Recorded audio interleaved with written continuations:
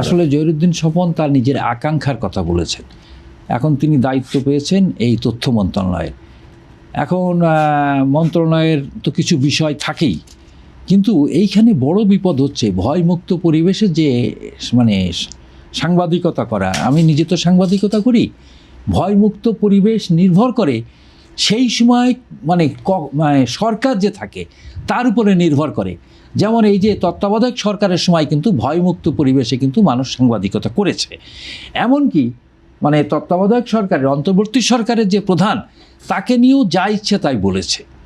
তো এইটা নির্ভর করবে, এটা প্রমাণ করতে হবে বিএনপি সরকারকেই প্রমাণ করতে হবে।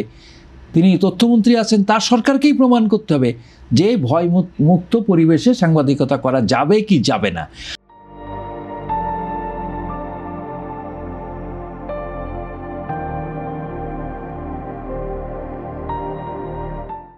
আবার সাংবাদিকদের মধ্যে একটা বিষয় আছে, সাংবাদিকদের মধ্যে আগে থেকে কিছু চাটুকার তৈরি হয়ে আছে, যেটা নিশ্চয়ই আপনি খেয়াল করেছেন।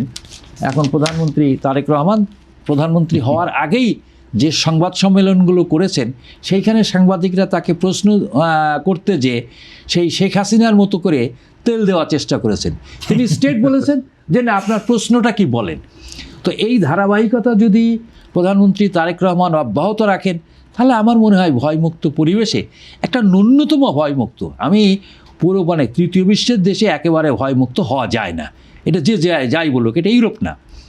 তো কাজে একটা ন্যূনতম ভয়মুক্ত পরিবেশ যদি আমরা পাই, তাহলে সাংবাদিকতার একটা জায়গা আমরা মানে অন্তত করতে পারবো। তিনি জহিরুদ্দিন স্বপন আরেকটি বলেছেন যে প্রধানমন্ত্রী কিছু পরিকল্পনা গণমাধ্যমের স্বাধীনতা দেওয়ার জন্য এবং করেছেন, এবং সেটি যদি হলে একটি ভয়মুক্ত তার মানে তারেক রহমানেরও একটি পরিকল্পনা আছে যে গণমাধ্যমের স্বাধীনতা নিয়ে। তবে গণমাধ্যমের স্বাধীনতা তো নির্ভর করে কার স্বাধীনতা, সাংবাদিকের স্বাধীনতা না সংবাদপত্র মালিকের স্বাধীনতা? এখানে কিন্তু অনেকগুলো প্রশ্ন আছে। আসলে গণমাধ্যমের স্বাধীনতা, সংবাদপত্রের স্বাধীনতা নিশ্চিত করতে হলে সাংবাদিকদের আর্থিক অবস্থার নিশ্চয়তা দিতে হবে, তার বেতনের নিশ্চয়তা দিতে হবে। কারণ আপনি জানেন, পুরো দেশবাসীই জানে যে আমাদের এখানে যে ওয়েস্ট বোর্ডটা আছে, এই ওয়েস্ট বোর্ডটা অধিকাংশ সংবাদপত্র এই ওয়েস্ট বোর্ডটা মানে না, এবং বিপুল সংখ্যক সংবাদপত্র প্রতারণা করে তারা মানে এর সাথে আবার সাংবাদিক নেতারাও যুক্ত থাকে, তারা প্রতারণা করে। যার ফলে যেটা হয়েছে যে সাংবাদিকরা মানে এমন একটা অবস্থা, এমনও সাংবাদিক আছে আয়া বুয়ার চাইতেও কম বেতন পায় সংবাদপত্রে। তাহলে ওদের দিয়ে তো সাংবাদিকতা হবে না। সাংবাদিকদের আর্থিক অবস্থার উন্নয়ন করার জন্য আমি মনে করি যে মানে নতুন তথ্যমন্ত্রী যে তিনি যদি ওয়েস্ট বোর্ডের ব্যাপারটা নজর দেন এবং এটা বাস্তবায়নের উপরে জোর দেন, তাহলেই সংবাদপত্র স্বাধীনভাবে গড়ে উঠবে।